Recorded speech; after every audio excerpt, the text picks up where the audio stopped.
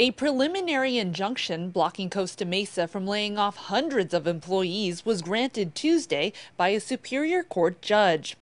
And before the Costa Mesa City Council met later that night, both employees and residents took time to react.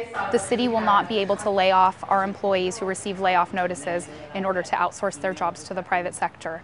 So this is, a really positive step, and we're pleased with the court's decision, but it is just one step toward going through this legal process. Today, with the judge ruling on, just stopping kind of right now to the next stop until we go to trial, kind of says a lot to us employees.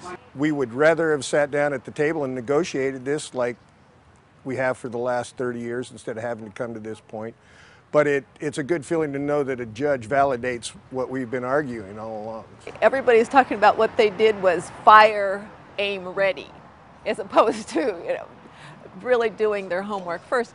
And so when you make decisions like that without having done the studies, without having done the research, without really having the facts before you, it's a clear indication of a political agenda, because otherwise you would take the time to do the studies, take the time to investigate the facts.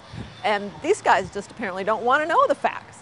My concern here is that what we don't hear and what we don't see is we don't see what I call democracy in action, which is hearing the public and addressing their concerns straightforward and not just with the mantra, and the mantra being that this is the way to fix it, period, as opposed to this is why it's the way to fix it, and these are the facts about how to fix it.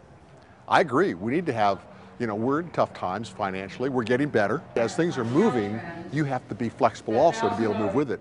And the choices to be made now are not flexible at all. Now, the ruling came out just hours before tonight's Costa Mesa City Council meeting, and Mayor Gary Monahan did decline a request for an interview, but the city did release a statement stating that, quote, "We are following the proper procedures. This ruling doesn't affect the city's ability to research outsourcing possibilities and if it's prudent to outsource city jobs down the road," end quote.